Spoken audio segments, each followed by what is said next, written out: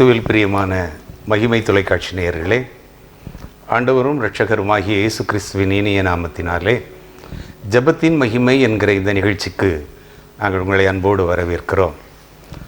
ஒவ்வொரு வாரமும் ஞாயிற்றுக்கிழமைகளிலே பிற்பகல் 1:30 மணிக்கு இந்த நிகழ்ச்சியை நாம் கண்டுகளித்து வருகிறோம். கடந்த ஒரு வாரத்திலே நடந்த நிகழ்வுகளை செய்தித்தாள்களின் வழியாக நாங்கள் உங்களோடு பகிர்ந்து கொண்டு சொல்லப்படுகிற செய்திகளுக்கு ஏற்ற குறிப்புகளை மனதில் கொண்டு அதற்காக நாம் ஜெபித்து வருகிறோம். ஜெபமே ஜெயம் என்பது நாம் விசுவாசித்தறிந்திருக்கிற ஒரு காரியம். அநேக நன்மைகளை நாம் இந்த நிகழ்ச்சியின் வாயிலாக பெற்று வருகிறோம். இந்த வாரத்திலும் அன்பு சகோதரர் பிரின்ஸ் நம் மத்தியிலே கடந்து வந்திருக்கிறார். அவர்கள் இந்த நாளிலே நமக்கு கடந்த வார செய்திகளை தொகுத்தளிப்பார்கள். செய்தி குறிப்புகளுக்கு ஏற்றபடி நாம் ஜெபிப்போம். கர்த்தருடைய ஆசீர்வாதத்தை நம் குடும்பங்களிலும் இல்லங்களிலும் பெற்றுக்கொள்ள எல்லாம் வல்ல இறைவன் அருள் புரிவாராக. இந்த வாரத்தில் ஒரு சிறப்பான செய்தி. இந்தியாவில் ஒரு புது வரலாறு. தந்தையும் மகனும் ஒரே போர் விமானத்தில் போயிருக்காங்க. சரி. ஆண்கள் தான் இராணுவத்தில் இருந்திருந்தாங்க, இப்போ பெண்களும் வராங்க. அதுவும் விமானப்படையில் சேர்ந்துருக்காங்க. அதுவும் ஒரே விமானத்தில் பறந்துருக்காங்க. இந்தியாவில் இதுவரை நடந்ததில்லை. ஆமாம் ஆமாம், இந்தியாவில் இதுவரை நடந்ததே இல்லை.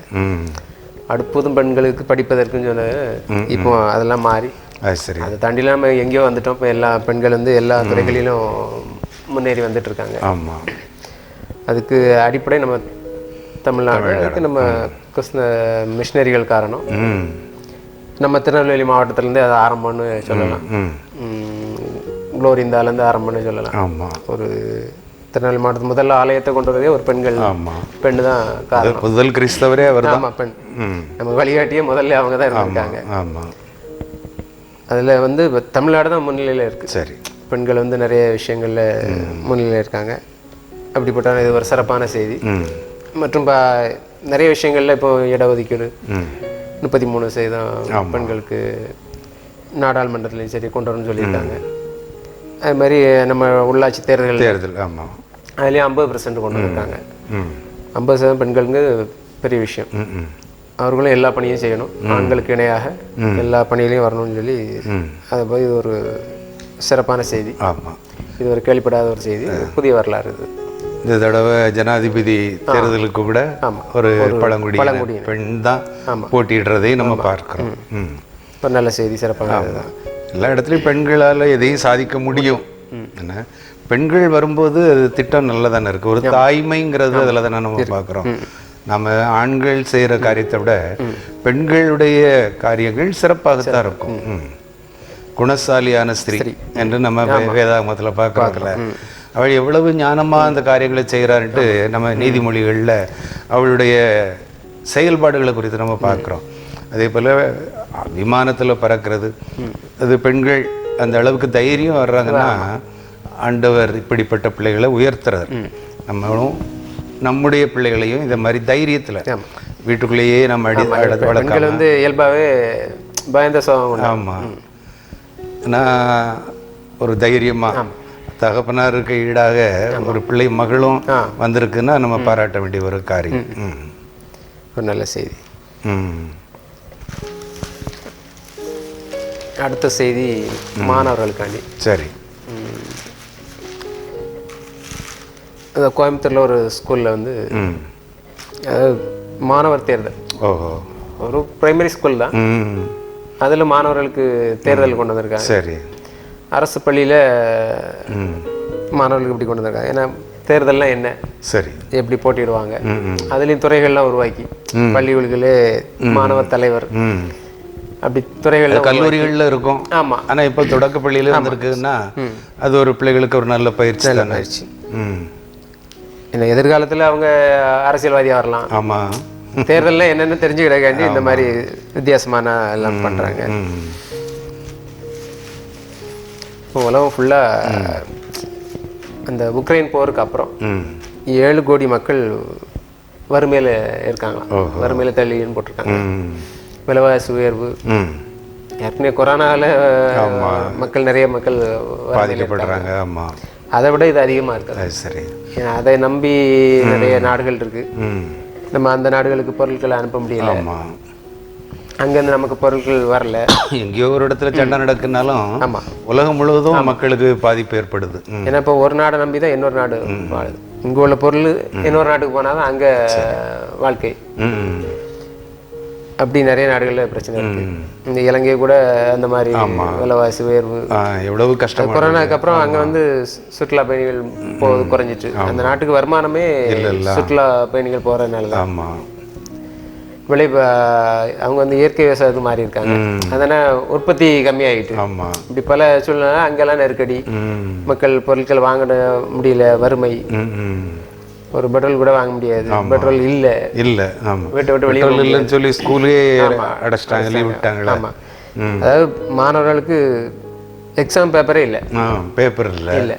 அவ்வளவு வறுமையில் மக்கள் இருக்காங்க. இதுக்காண்டி நம்ம ஜெபம் பண்ணணும் சார். 3 காரியங்களையும் நினைத்து நம்ம இப்போ ஜெபம் செய்வோம். உன்னுடைய வறுமையிலும் நான் உன்னை போஷிப்பேன் என்று வாக்குரைத்த வாக்கு மாறாத நல்ல ஆண்டவரே, கடந்த 100 நாட்களுக்கும் மேலாக நடந்த உக்ரைன் போரின் மூலமாக ஆண்டவரே, இன்று அது ஏதோ ஒரு இடத்திலே 2 நாடுகளுக்கு இடையே நடைபெற்ற ஒரு போர் என்று நாங்கள் அதை எண்ணிக்கொண்டிருந்தோம். ஆனால் இன்றைக்கு ஐநா சபை வெளியிட்டு இருக்கிற தகவலை பார்க்கிற போது அது உலகம் முழுவதும் ஆண்டவரே ஏராளமான மக்களை அது வறுமைக்கு நேராக அழைத்து சென்றிருக்கிறது என்பதை நாங்கள் உணர்ந்து கொள்ள முடிகிறது.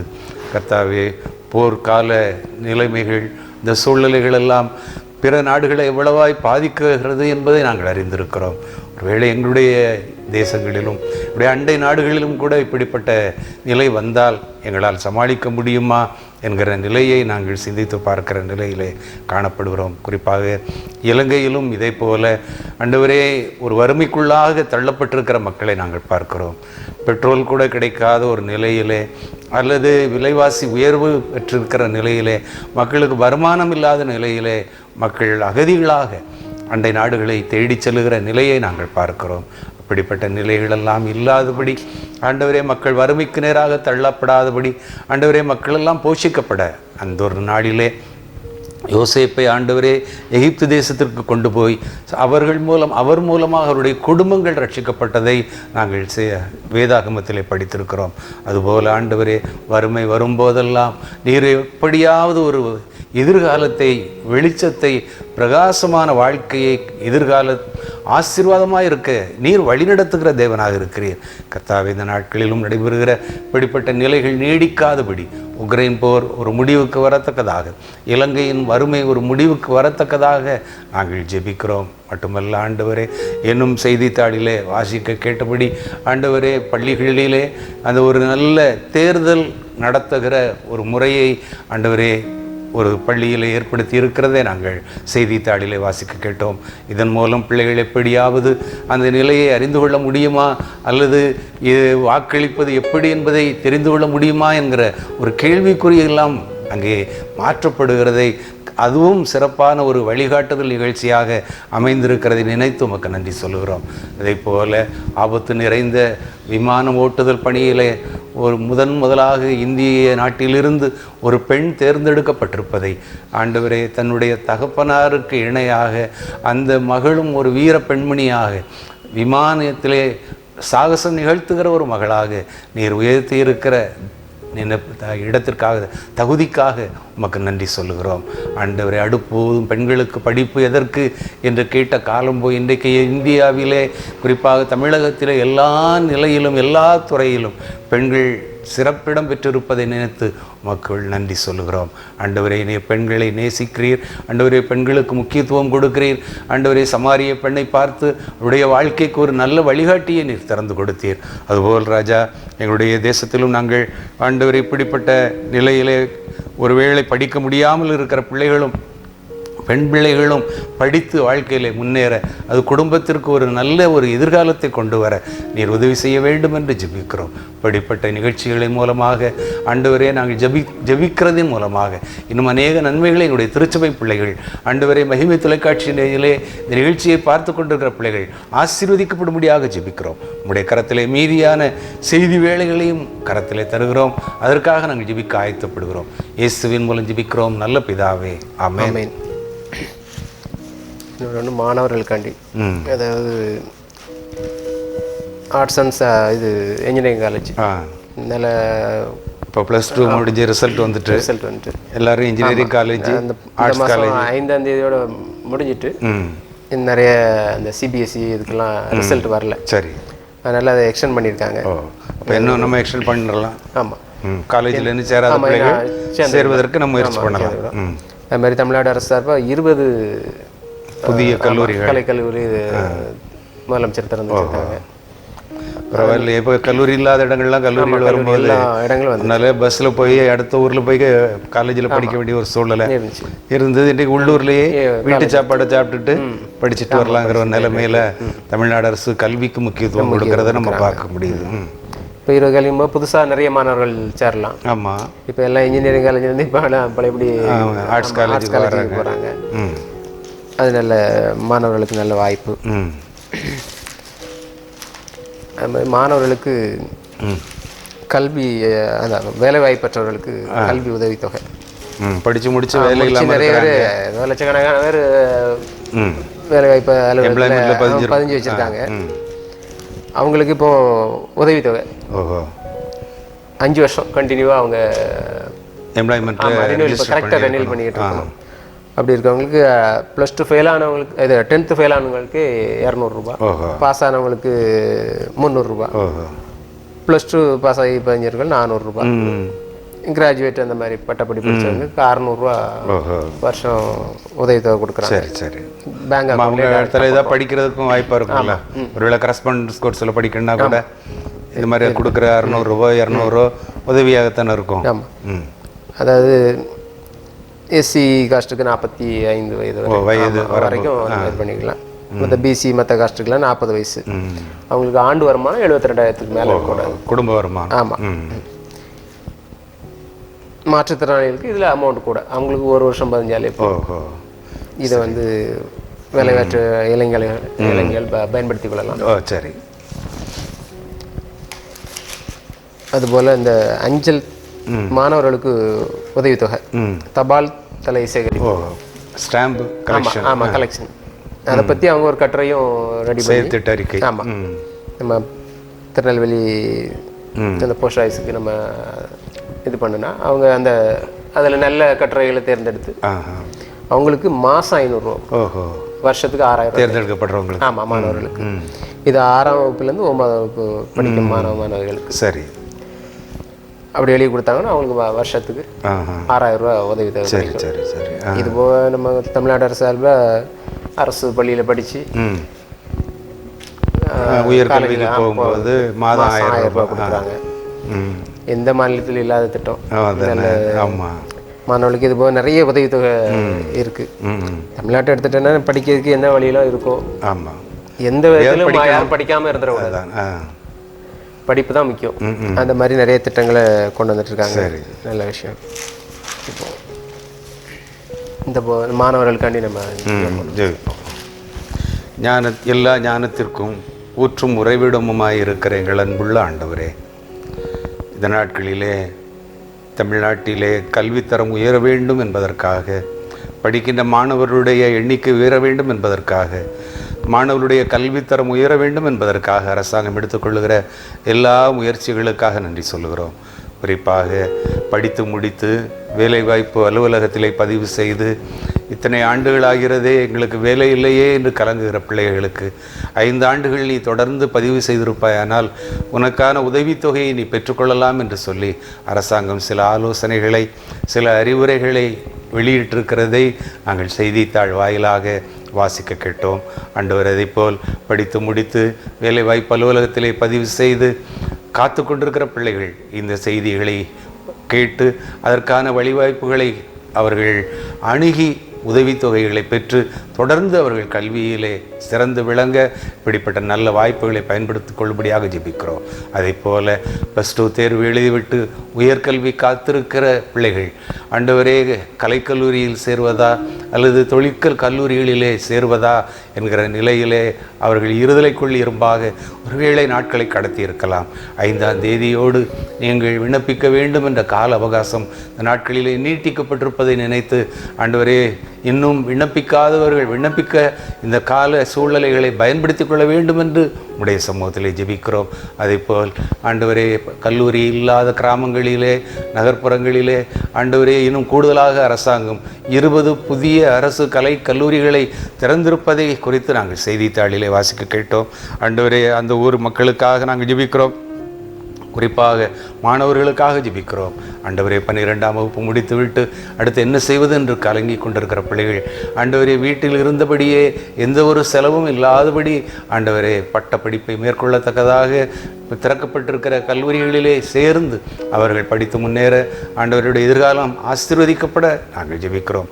இப்படியாக மாணவர்களுக்காக தமிழ்நாடு அரசு உயர்கல்வித்துறை எடுத்துக்கொள்கிற எல்லா முயற்சிகளையும் அதோடு மட்டுமல்ல சும்மா பொழுதுபோக்கி கொண்டிருக்கிறவர்கள் கூட தபால் தலை சேகரிப்பின் மூலமாக ஆண்டவரே அரசு உதவித்தொகையை பெற்றுக்கொள்ளலாம் என்ற செய்தியையும் நாங்கள் வாசிக்கிட்டோம். ஆண்டவரே இப்படி உதவித்தொகைகளை கொடுத்து மாணவர்களை ஊக்கப்படுத்துவதன் மூலமாக உற்சாகப்படுத்துவதன் மூலமாக மாணவர்களுடைய எதிர்காலம் ஆசீர்வதிக்கப்படுகிறது என்பதை நினைத்து உமக்கு நன்றி சொல்கிறோம். தொடர்ந்து இப்படிப்பட்ட நிகழ்ச்சிகளில் மாணவர்கள் ஆண்டவரே அனுதினமும் செய்திகளை வாசிப்பதன் மூலமாக அல்லது தொலைக்காட்சி வாயிலாக ஆண்டவரே கொடுக்கப்படுகிற அறிவிப்புகளை கேட்டு தெரிந்து கொள்வதன் மூலமாக தங்களுடைய எதிர்காலத்தை ஆசீர்வாதமாக்கிக் கொள்ளும்படியாக நாங்கள் ஜெபிக்கிறோம். மாணவர்களை ஆசீர்வதியும் சோர்ந்து போகாமல் ஆண்டவரே படிக்க தடை இல்லாதபடி படித்து முன்னேற நியமித்திருக்கிற ஓட்டத்தில் பொறுமையோடு ஓடி வாடாததும் மாசற்றதும் அழியாததுமான ஜீவ கிரீடத்தை பெற்றுக்கொள்ள ஆண்டவரே பிள்ளைகளுக்காக ஜெபிக்கிறோம். ஆண்டவரே அந்த பிள்ளைகளுக்காக கவலைப்படுகிற பெற்றோருடைய கவலைகளையும் நீர் மாற்றும். ஆண்டவர் இயேசுவின் நாமத்தில் ஜெபிக்கிறோம் நல்ல பிதாவே, ஆமென். இப்போ பழையபடி கொரோனா வைரஸ் அந்த ஒமிக்ரானில் புதிய வகை இந்தியாவில் கொஞ்சம் பரவிட்டு இருக்கு. முன்பு போல இல்லை, கொஞ்சம் பரவிட்டு இருக்கு. அதனால் மக்கள் கொஞ்சம் விழிப்புணர்வோடு இருக்கணும். முகக்கவசம், ஆமாம், சமூக இடைவெளி, ஆமாம், தடுப்பூசி போட்டுருக்காங்க. அதை போட்டுட்டாங்கன்னா பூஸ்டர் தடுப்பூசி 60 வயசுக்கு மேலே உங்களுக்கு போடுறாங்க. அது ஓரளவு எல்லாருமே போட்டுட்டாங்க. இருந்தாலும் இதெல்லாம் அரசு மருத்துவத்துறையிலிருந்து அவங்களுக்கு அப்போ குறுஞ்செய்திகள்லாம் போகத்தான் செய்து தொலைபேசி வழியாகவும் கூப்பிடுறாங்க. ஏன்னா மறந்து நம்ம இருப்போம், எப்போ போட்டோம், எப்போ 2வது டோஸ் போடணும், இல்லை பூஸ்டர் எப்போ போடணும் தெரியாமல் இருக்கிறவங்கள நினைப்பூட்டுறாங்க. நம்முடைய சபாநாயகர் கூட கடந்த நாளில் பணகுடி அரசு மருத்துவமனையில் பூஸ்டர் ஊசி போட்டு போனதாக நம்ம செய்தித்தாளில் வாசித்தோம். அதுபோல் 2வது டோஸ் போடாதவங்க போட்டுக்கிட்டோம், போட்டவங்க பூஸ்டர் போட்டுக்கிட்டோம். இந்த வரக்கூடிய ஆபத்துகளுக்கு நம்மை காத்துக்கொள்ள இந்த மாதிரி ஞானமான அரசுக்கு நம்ம ஒத்துழைக்கணும். ஆமாம், போகும்போது முகக்கவசம் போட்டுட்டு போவோம். நம்ம செய்வோம்.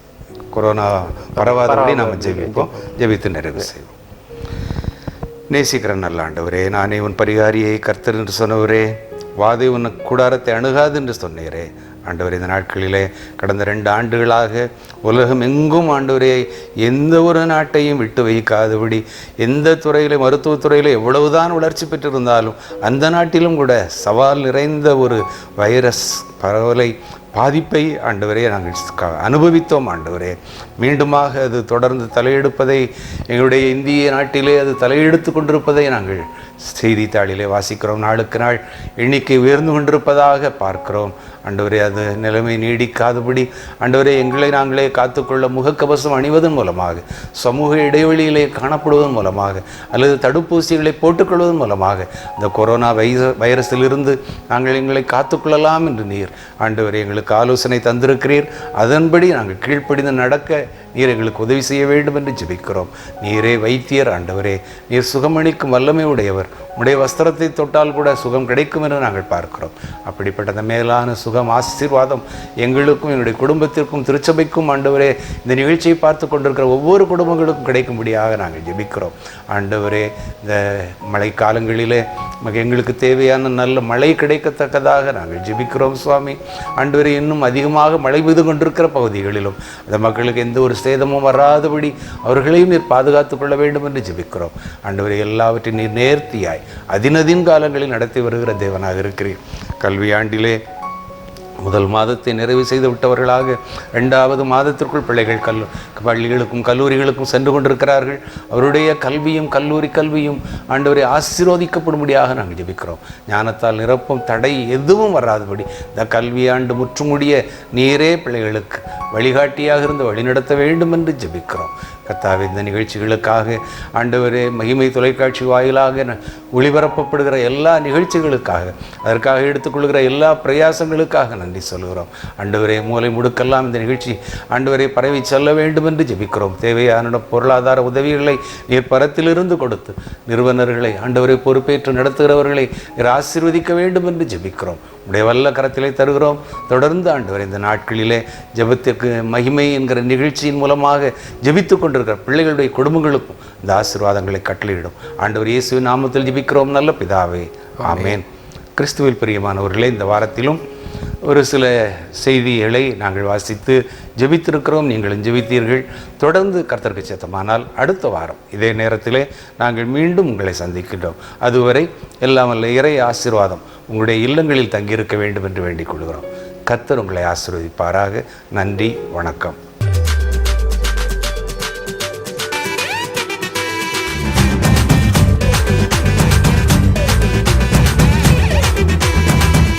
மகிமை மகிமை மகிமை மகிமை மகிமை